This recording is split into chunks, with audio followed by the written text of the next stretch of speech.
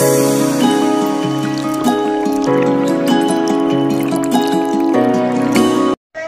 Guys, welcome back to my channel.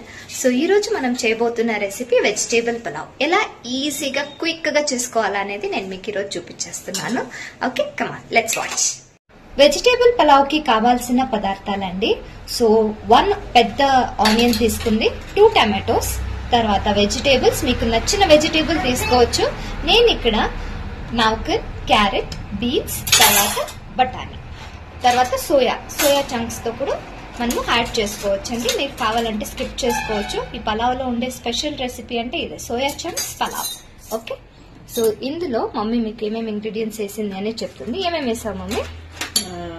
Ginger, garlic, పచ్చిమిర్చి, గరం మసాలా, కొత్తిమీర, పుదీనా అంతా నూనెలో వేయించుకోవాలి. ఓకే, వేయించుకొని మిక్స్ చేసి పెట్టుకోండి, మిక్సీ చేసుకుంది. సో ఇప్పుడు ఇది ఎలా చేయాలి, ఏం ప్రాసెస్ అనేది చూపిస్తాను. మేము 1.5 గ్లాస్ రైస్ తీసుకున్నామండి. ఇది వచ్చేసి ఒక 4 మెంబర్స్ కి అయ్యేటట్టుగా చేస్తుంది mummy. Okay, 4 to 5 table spoon of oil, 2 bay leaf వేసుకుందండి, ఆనియన్స్,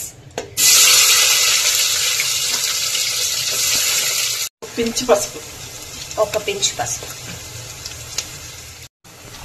ఇప్పుడు 2 టమాటోస్ యాడ్ చేసుకుంటుందండి.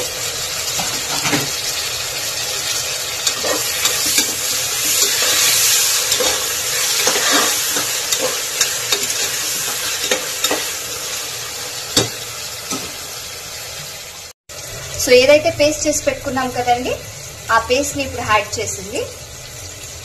తర్వాత కొద్దిగా ఉప్పు, రుచికి సరిపడంత ఉప్పు తీసుకోండి. జింజర్, గార్లిక్, కొత్తిమీర, కరివేపాకు, పుదీనా, పచ్చివాసన తర్వాత గరం మసాలా, ఇవన్నీ బాగా వేయించుకొని దాన్ని మిక్సీ తీసుకొని ఆ పేస్ట్ ని దీంట్లో యాడ్ చేసింది. పచ్చి వాసన పోయేంత వరకు మీరు దీన్ని మగ్గించుకోవాలండి. బఠానీస్ యాడ్ చేస్తుందండి.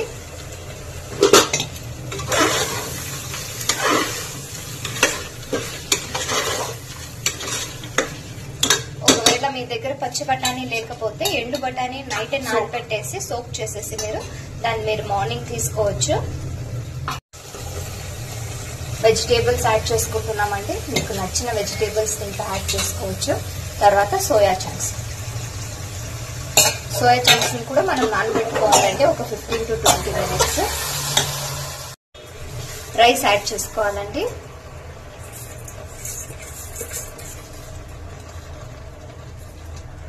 One and half glass rice, water add చేసుకుంటుందండి. ఏ గ్లాస్ అయితే మీరు రైస్ తీసుకున్నారో సేమ్ గ్లాస్ లోనే 3 గ్లాస్ ఆఫ్ వాటర్.